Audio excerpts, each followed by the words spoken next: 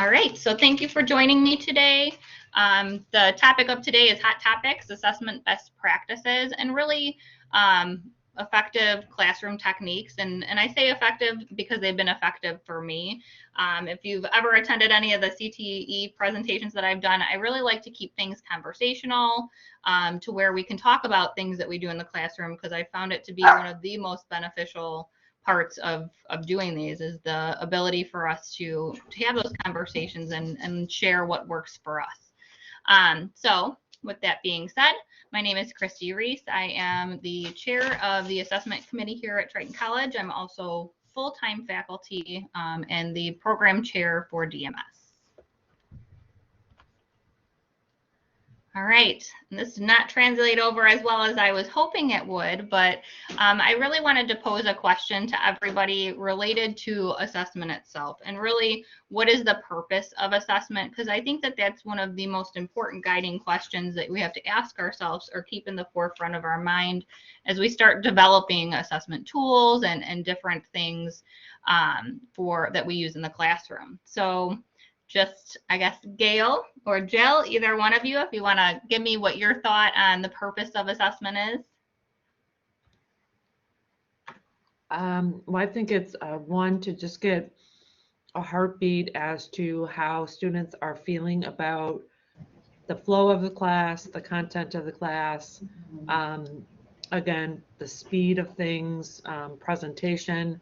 And then the second piece would to assess their knowledge of the content that is being presented.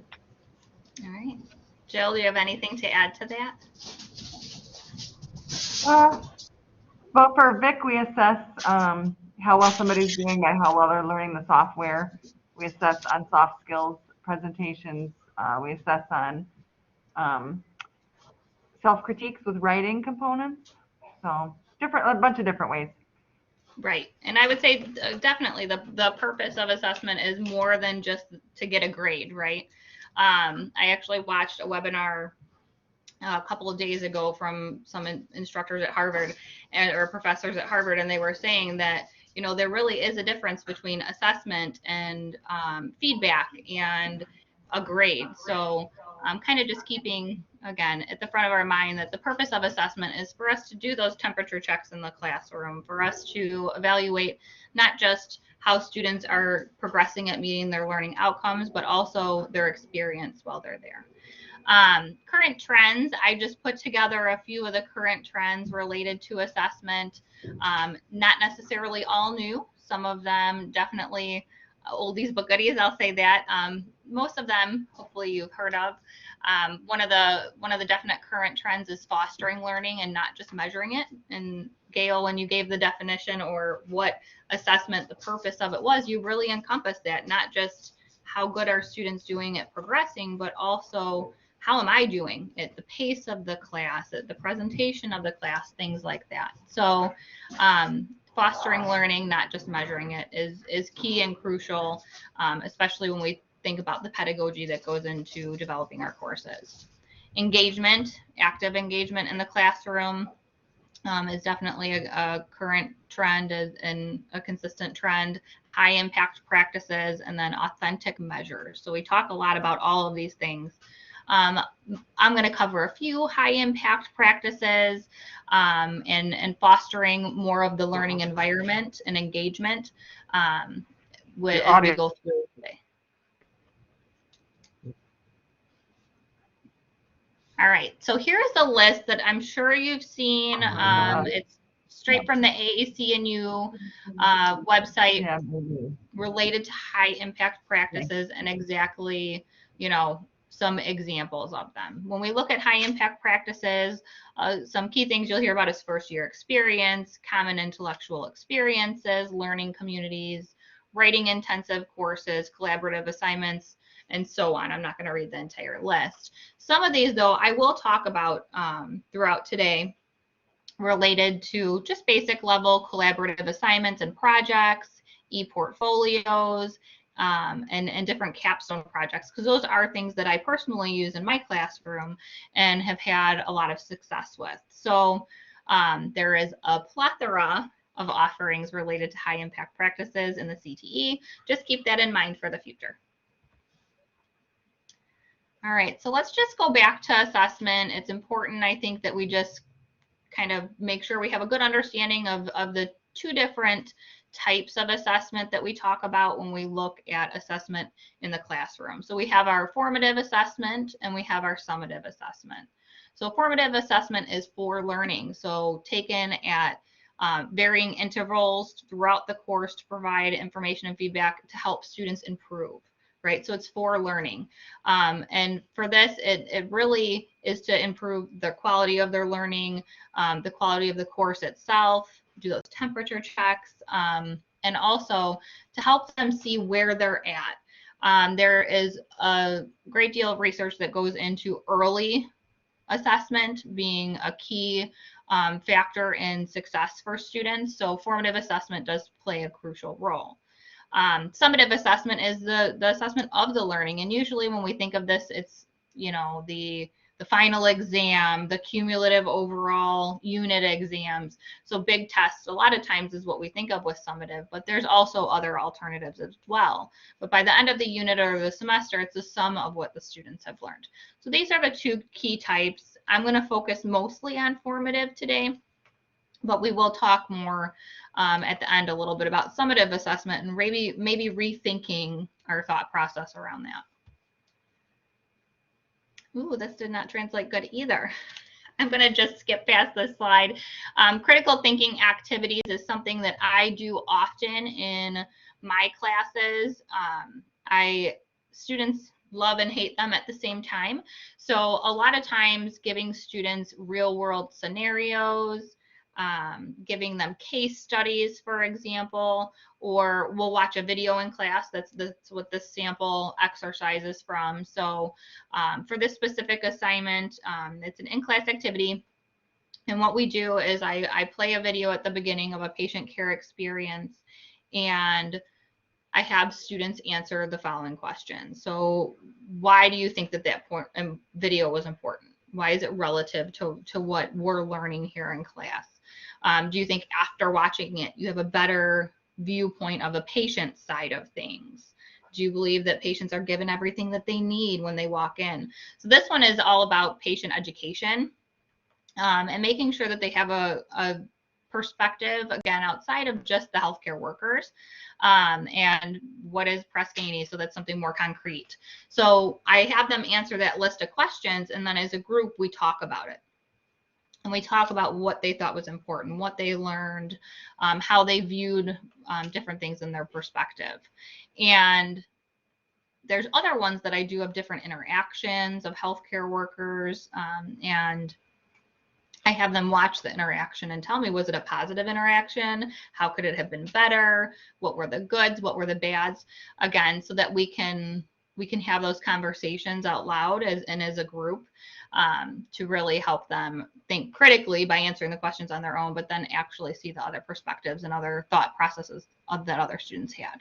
So I find these really helpful, again, not just at seeing things at the superficial level, but making them think a little bit deeper and getting a little more out of those things. So really there's so many things that you can do with this.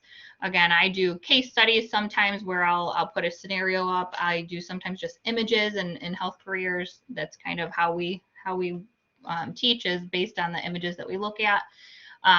But you could use a variety of different tools, again, videos, case studies, things like that, for critical thinking.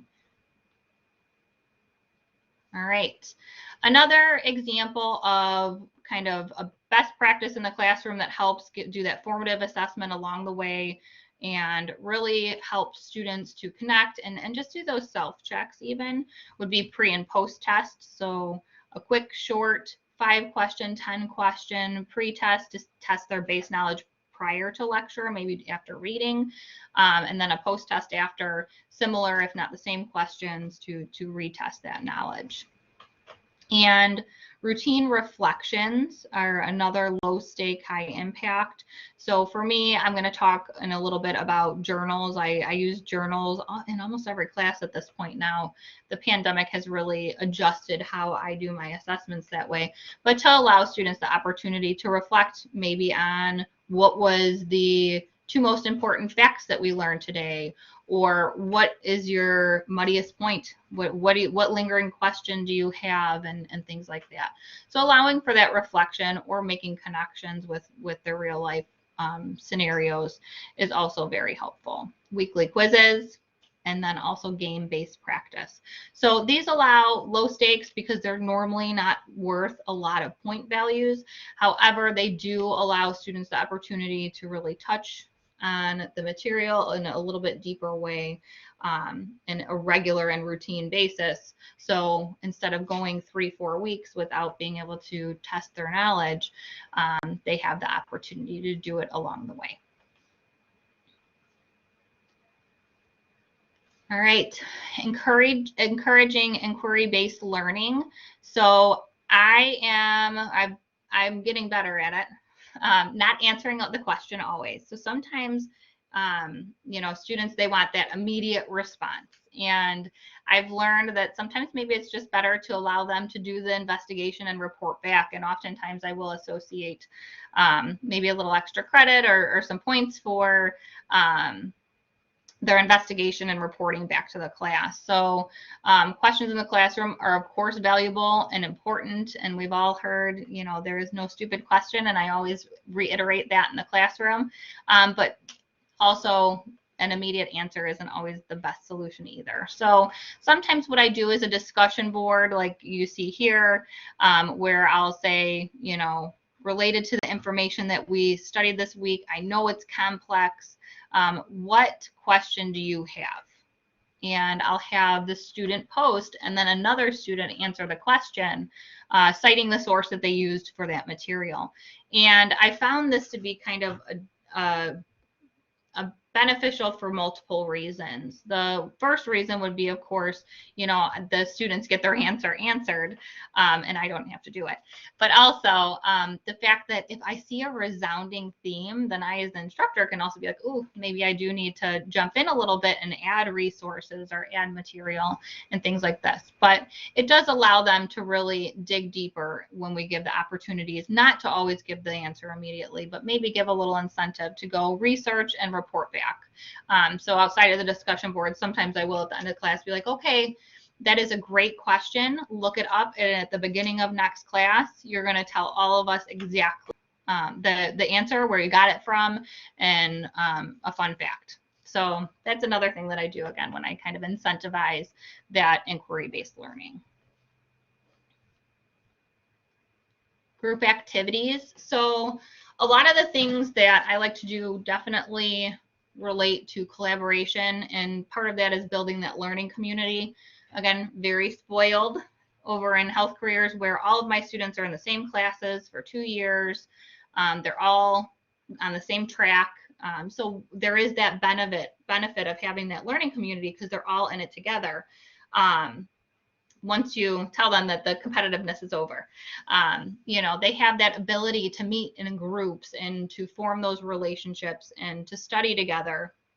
So I always early start facilitating that process through icebreakers and different discussions and things like that. But I am big on small and large projects and presentations. So this is an example of one that I do a little bit early on in the first semester of, within the first 3 to 4 weeks of having our freshman students. And it's a small group project. I break them into groups of 4 or 5, and I assign them a specific discussion activity. They'll be face-to-face as well, but they look for their name in the discussion forum.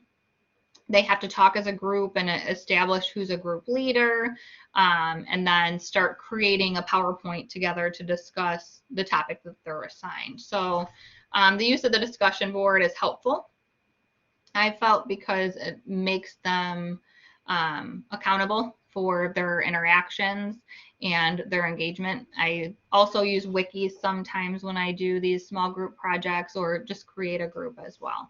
I always post a rubric, and that allows them to know exactly how they're going to be graded, but also a group and self-evaluation as part of their grade. So those are just a few ways that I facilitate those group projects.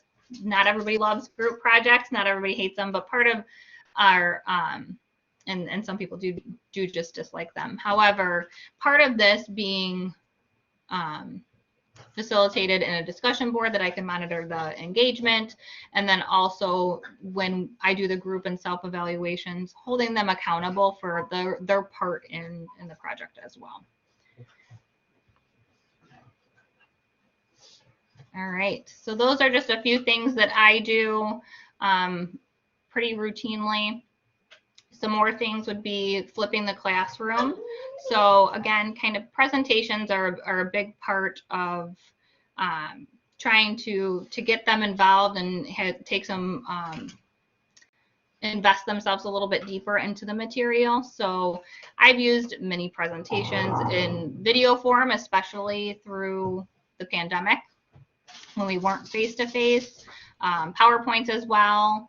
Another thing that I've done is create questions. So I do a thing called Fill the Board, which Dean Harmon loves because it's hard to get all those markers off those boards.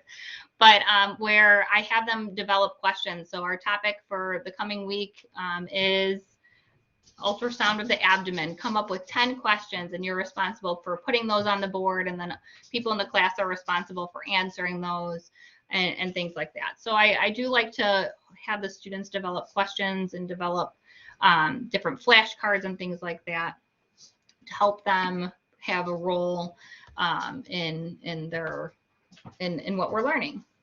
Demonstrations, again, are easy for us in ultrasound and in imaging and any really skill-based learning. So culinary, I could even think, would be creating and demonstrating how to do a skill.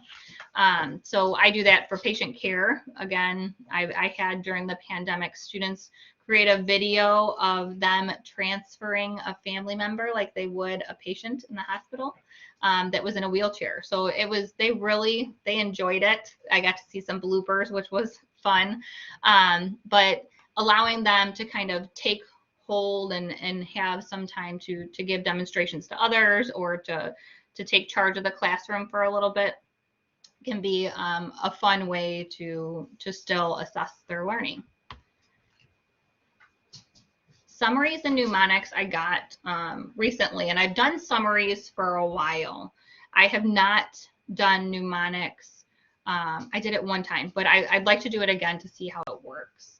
So summaries is something that I use for our senior students often because there's so many different facts to remember about very specific information.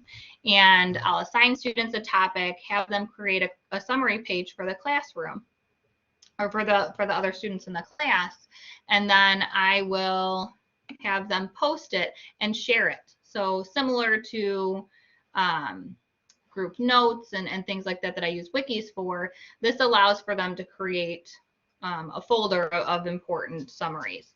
So again, what I do with those often is I have them print them and then put them in a binder and organize the summaries for later use. So there's that, a good study tool. Mnemonics is a fun one because it's where you have students develop a mnemonic for some form of factual information that they need to recall quickly that's often hard to remember all the details. So I've used, in my anatomy class, I use sad pucker to remember all of the retroperitoneal organs. And there's so many options, and sometimes it's just hard to remember in the way that a person references it. So when you can hear it in multiple ways or just have a quick, funny, and oftentimes way to remember the facts, they can come up with pretty good ideas. So what I have them do is come up with a mnemonic, share it with the class, see if we want to tweak it and adjust it, and then we put those to the side. So I've had them vote the one class I had them vote what's the best mnemonic and things like that. So just have a little bit of fun with recalling the facts. And the good thing about that is the person that developed it is never going to forget that mnemonic. And then hopefully in the grand scheme of things along the way, they had a little bit of fun and were able to store that to memory as well. All right, so up to this point, I'm going to get into technology in a second. Any thoughts, anything that you do in the classroom that you want to share related to projects or mnemonics, summaries, anything that you guys can think of specifically assessment-wise?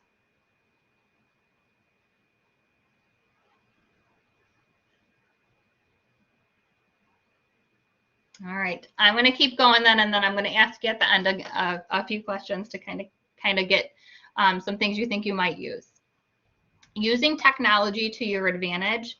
Again, I think the pandemic has kind of pushed us in this direction, whether we wanted to go that way or not.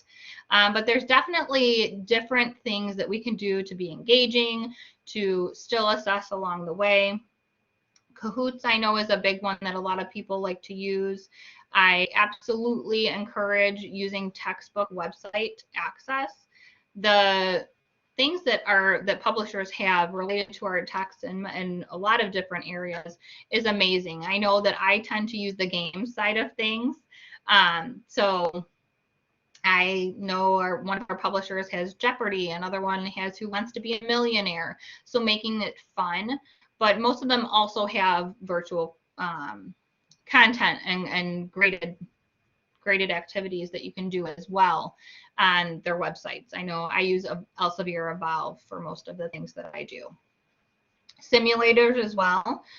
Most of those do cost money. However, there are different online resources.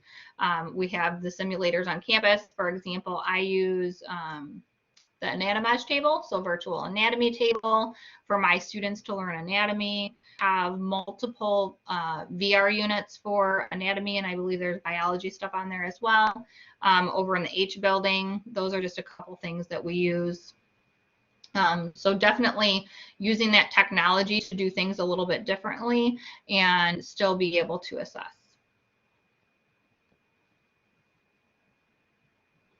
All right, so the role of reflection in online learning and just in learning in general. How many of you do journals or some form of reflection assignment? Just show of hands. Barbara, Calvin. All right, so a majority of us do some form of journal or reflection. And they are beneficial, not just in the online environment, but also the face-to-face environment as well. Really, the research shows that having students do a reflection or make a personal, professional connection with the material, or just having that space to really express themselves is very beneficial in finding deeper meaning in what they're learning. So again, I do journals in just about every class that I teach at this point. Now, I do want to say this technique is a little bit more time consuming, and you don't want to have someone put a journal entry in and then wait 2 weeks to respond to that journal entry, especially if it's a weekly journal. So it can be a little bit time consuming in that aspect. However, I've had great conversations, great questions, and things have come up that maybe wouldn't have regularly, to where I could in the classroom that I've been able to address or answer or say, that is a great idea. How about you go and research this resource and let me know if that helps, or what, report back again to the classroom sometimes if you feel comfortable. So those types of things in journals, and then also just reflection on where they were at, how far they've come, strengths, weaknesses, self-reflection is another thing that I use as well. Stations of learning. So another way to assess is to use a varied assessment. So I do what I call stations of learning in my cross-sectional class. And the first day, because it's a 2-day class, first day is pretty much lecture-based, PowerPoint-based, very video-based. very sage on the stage style. I hate to say that, but it's true. But then my second day of the week is my stations of learning. And I have different activities, normally 15, 20, 30 minutes each. And I have students rotate through those stations. So they get a little variety of everything. I'm not standing up in front of them. I'm not lecturing. They have very pointed, targeted worksheets to do, models to work on. I have a computer lab, so I'll have them go in the back and watch a short video and maybe take a quiz at the end of it, and then hands-on activities. So it really allows all different types of ways of learning. So they get the audio, they get the visual, they get the hands-on. So I found that to be helpful with our cross-sectional class specifically. And the students love it. They enjoy the getting up, moving around, and having that part. But also, while they're doing this, they're not doing it alone. They're doing it with their fellow classmates, again, kind of facilitating that community learning. Fill the board I mentioned to you guys. So this usually works one of two ways for me. I either fill the board myself with questions that I've on previous lecture and key facts related to new topics that they should have read. When I do that, I'll put a question for everybody on the board, and then I used to toss markers into the class and have them, all right, when you're done, pass a marker. When you're done, pass a marker. And it allows them to kind of fill in the blanks. I always tell them if you see an error, erase it, and you are more than welcome to correct it. And then once everybody's answered, I'll walk up, quick check it. If everything's good, I'll allow them to take pictures of the board as well. So that's my fill up the board when I do it. I did tell you though, when I flip the classroom, sometimes I make them responsible for those questions. So those are a couple ways that, again, getting out of their seat, really making sure before we move forward, we've got a good understanding of what we've previously covered and maybe a little bit of understanding of what's to come. So again, just kind of getting out of the seat and a little bit of fun while still assessing. Collaboration. So I use Wikis in the classroom. I know that there are people that use other tools as well. I've found Wikis probably the easiest for me personally because I use the Grade Center and Blackboard, and it goes directly there. So I'll use these collaborative notes. I call them group notes. I call them glossary group glossaries, where I'll hold students accountable for a certain amount of information that they have to contribute to the notes or to the glossary. And then at the end, they have a collection of notes or a collection of terms that they can use for study purposes.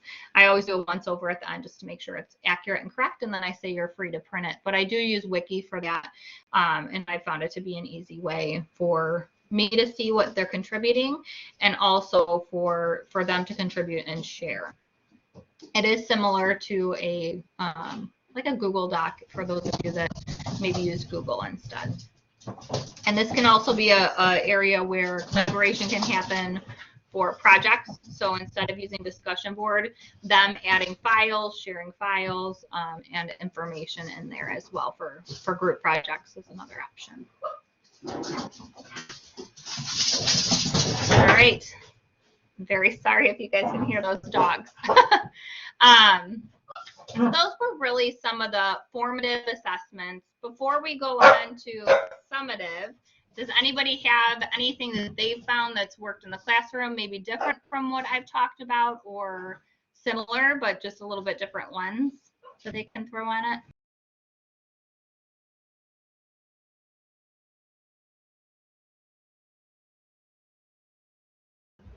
There we go.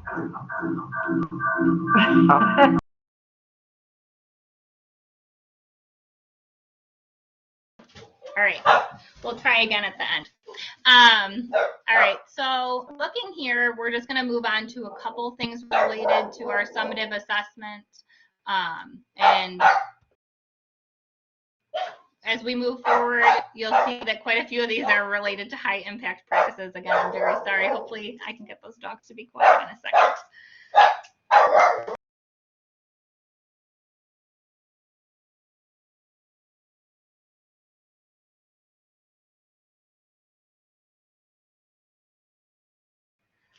All right. Oh, I missed comments. Got it. Okay. Perfect. All right. So I will, again, just kind of move forward with our summative assessment, and then at the end, we'll talk about things that you come up with ideas moving forward. So when we're rethinking summative assessment, and I hate to say rethinking, but at the same time, I think there's just this general perception that when we talk about summative assessment, it means a test, a final, a cumulative, very, very structured exam.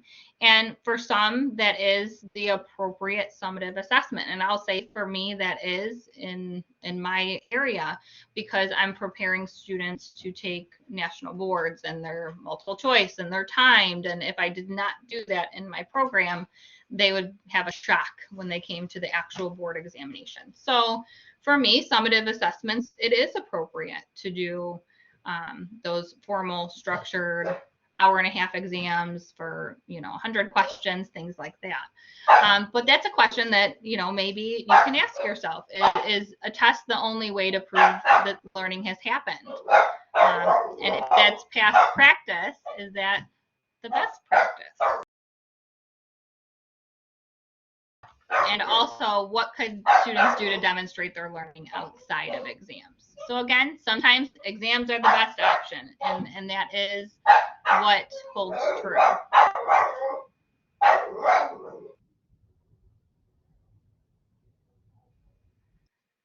So I've heard plenty of people talk about it, as I've had conversations across campus related to different varieties and options related to not just really the final or the end result, capstone, things like that, but even for different projects and presentations, giving options.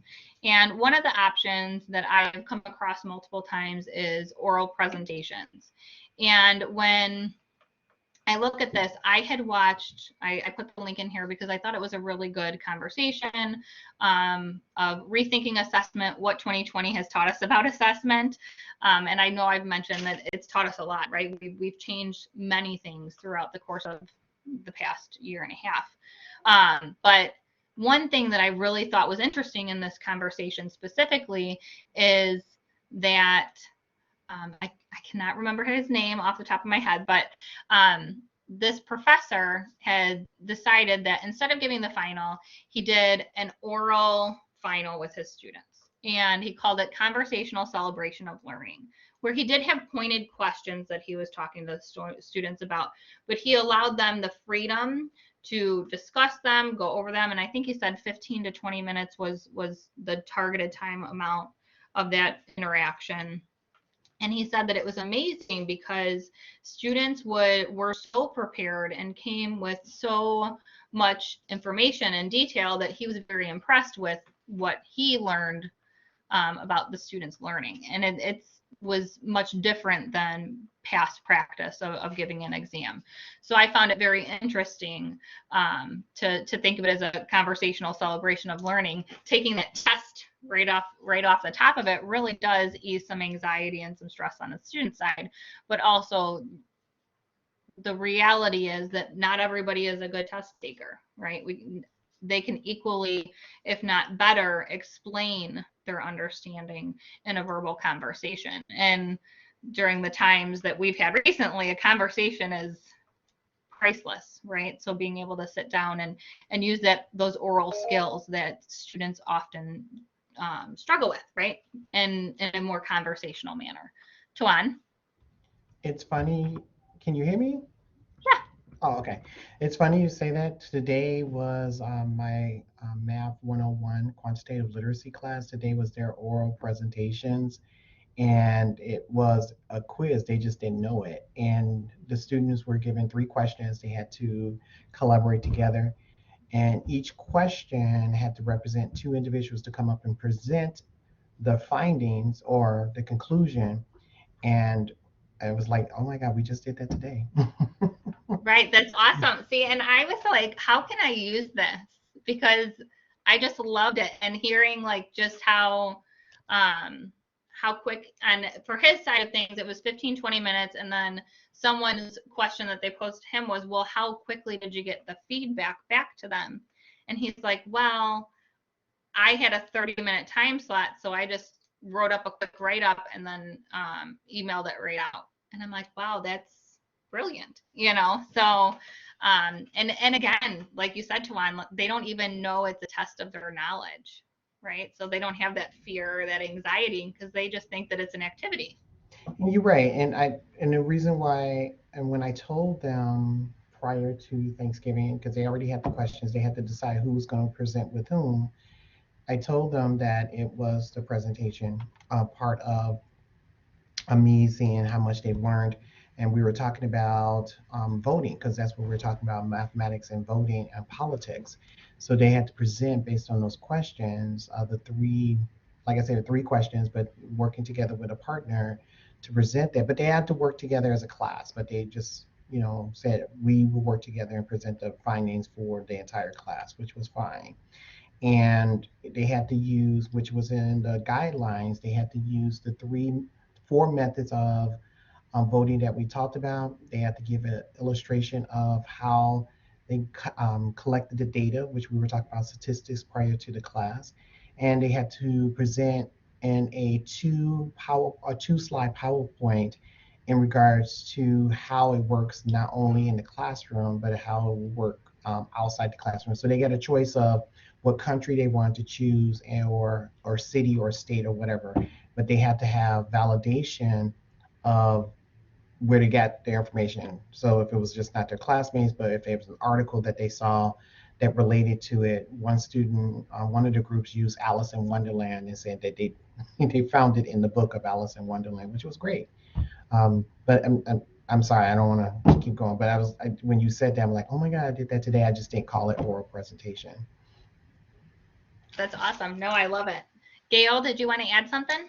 Yeah, I just actually, I'm still teaching virtually, and it's really just a struggle, and for many reasons.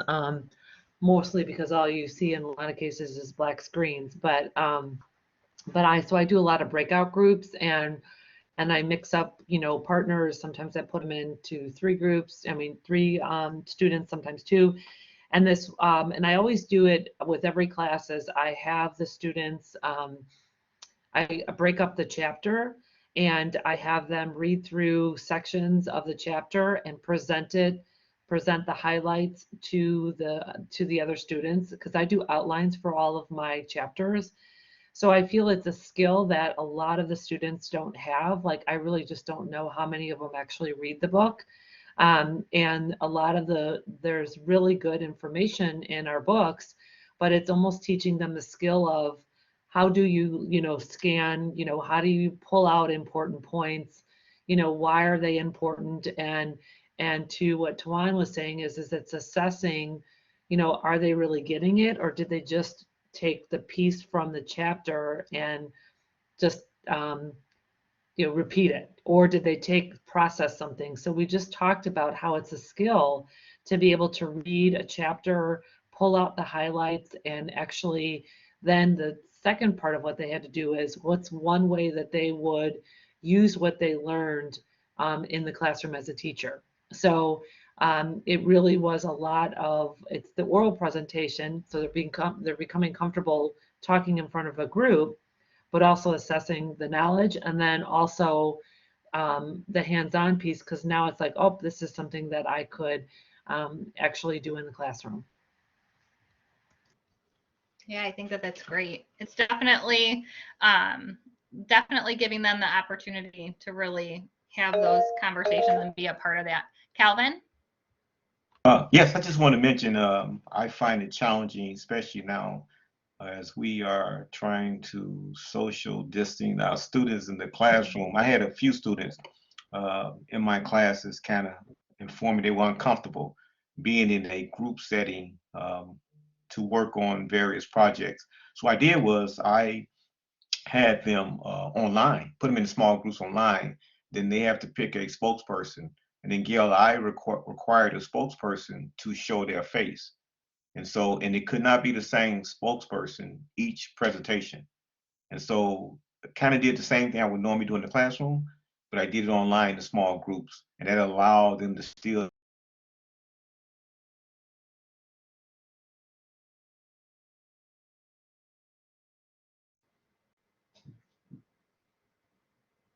I think we lost Calvin. Yep. Tuan, did you want to add anything? I did, and I was thinking of when Gil mentioned that when I was teaching the elementary mathematics, the mathematics for elementary educators. We used we used a book. It was called Algebra, Lies, and Secrets. And in that book, because they're going to be teachers and teaching mathematics, the students had to get together and, well, two people, they had to write about it, but then they also had to present in regards to one of the chapters and how they would utilize it in the classroom for those students who don't like math. So I'm thinking of Gail doing the same thing when I was teaching that course and showing them you're going to be dealing with students who may not want to be dealing or don't like math. So how would you approach it? But even though I'm all math, but they're going to be educators, but how would you approach it in the sense of how would you teach a lesson in a different way to get your students who are not interested in math interested in it? And in the book, the book in this case is the lead character who's an eighth grader, for all of you, who talks about how she solves the problem of her best friend who decides who want to kill themselves.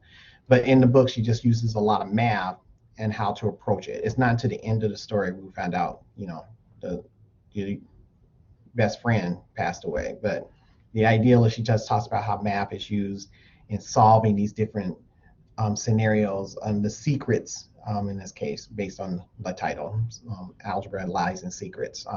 But I was thinking of Gail, and I'm like, oh, I did something like that too with my students for elementary education. Yeah, that's definitely. I haven't really done that part yet. I've done summaries of topics, but that's a really good idea. All right, and again, this one did not translate well. I'm very sorry. So when looking at other alternatives as well, outside of presentations and things like that, e-portfolios or just portfolios in general are a great opportunity for students to really show a collection or a collective a collection of their work. And there's really three key types that they talk about. So a showcase, which is more professional based. I don't do those personally, but I know that there's multiple people across campus that do professional showcase style. Gretchen's one of them, for her marketing, for example. Learning portfolios is more of what I do personally. So for all of the students in the program, for every class, and I know that it drives them crazy and they don't love it when they start, but they thank me at the end. I have them start an e-portfolio using Google Sites from day one in the program. And I have them break it down into different parts. So, there's a physics portion, there's a anatomy portion, and there's a pathology portion. And every semester they add to their portfolio. And for that semester, all the key content has to be covered with specific criteria based on a rubric. And then as they progress, they add information to each of the pages.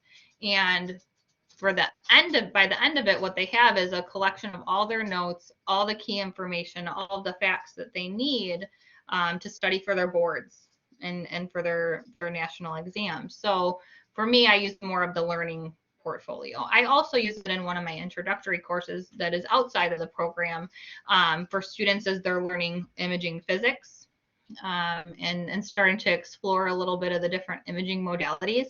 As we learn those, after we learn the basic principles of physics, I have them create a portfolio for each one of those different types of imaging, how it connects to the physics that we learned, and what type of education you need to be in that field, what that field does, things like that. And at the end, although it's a DMS intro or pre-DMS course, really, sometimes they find out they're interested in other careers by just doing that little bit of research and creating that learning portfolio, which is great. I mean, even though they don't end up wanting to be in DMS, maybe they want to be in radiology or they found a different passion. But Learning portfolios is definitely something that I personally use for the students in our program. And then they also have general competency portfolios. Those are used a little bit more at the university level, that really showcase, and I guess we could use them at Triton, the general education outcomes. So when we have those general education outcomes that we say that every graduate from every program is capable of doing, they actually have their students create portfolios with work that represents each of those different types or levels of those outcomes. Does anybody in here use portfolios?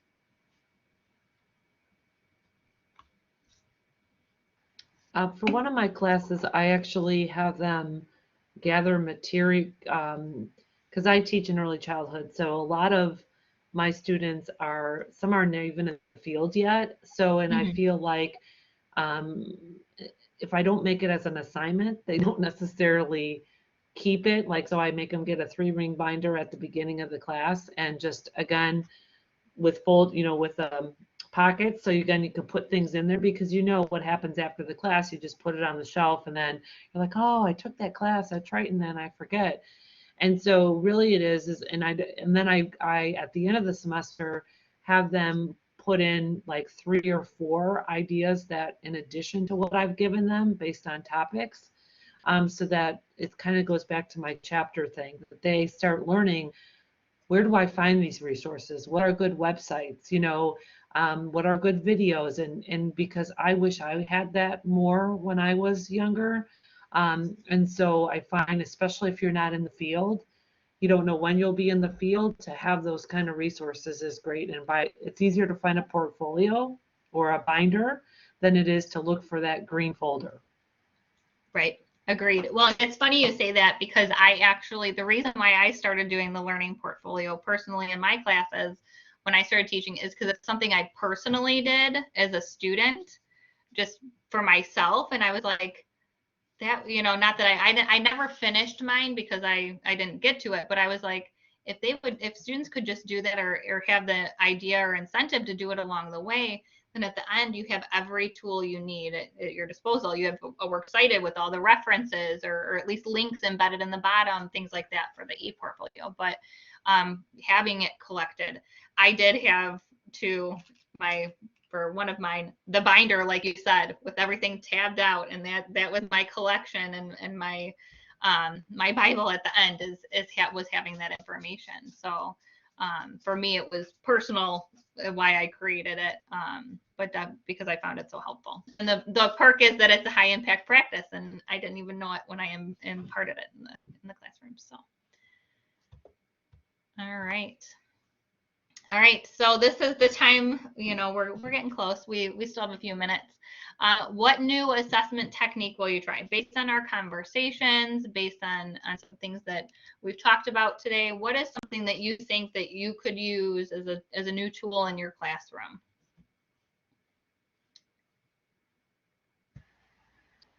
Well, I'm going to use the fill the board. I'm one of those people, I like open-ended questions, but I also, because I don't want them to answer yes or no.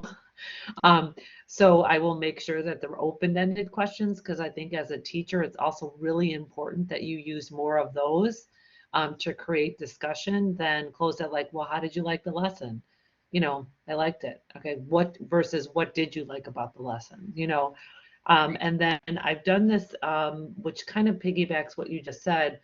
I do a fact in the bucket, or a question in a bucket, and then people pull out and they randomly read them. So they're not even reading their own. So then people don't feel like, oh my God, I'm so embarrassed, I'm reading my own fact, or I'm reading my own question.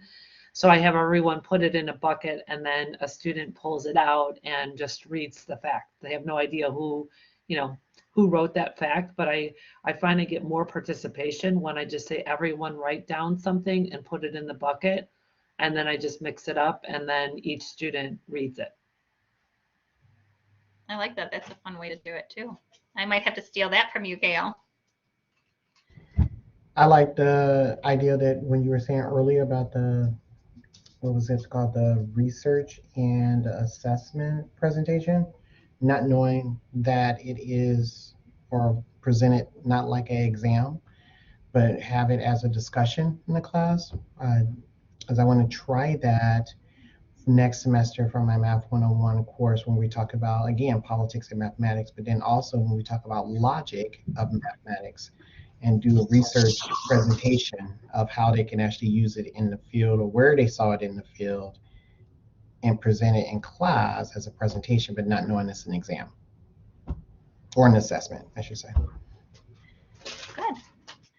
I think one thing too that I forgot to mention, and I realized I forgot to put the slide on here too, something I'm actually going to do next week. I tend to do it the week before finals, is we play Trivial Pursuits. Or, well, I guess it's not, it's more, we play Jeopardy / Trivial Pursuits, where I have students create either physical note cards. I've moved a little bit more tech and had them create ones online that I can actually collect together. And I have one person be the scorekeeper, and they compete in teams for extra credit. But it really tests their knowledge and gets them comfortable pre-final exam or a big summative exam.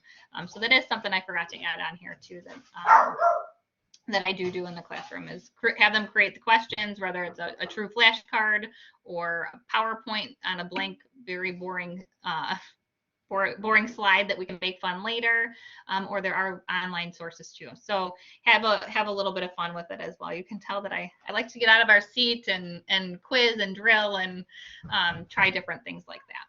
So, all right. Well, that's all that I had for you guys today. I hope that you guys definitely try something new. I'm going to try some new things as well. I like the fact in a bucket. I'm probably going to try that. And then definitely some summarizing of chapters and things from the book. So I appreciate your time, and I hope that you got something out of today. And hopefully we'll see some filling of the boards, although you might want to buy erasers, because those little ones in the room don't really clean those boards that great. All right, take care, and thanks for joining me.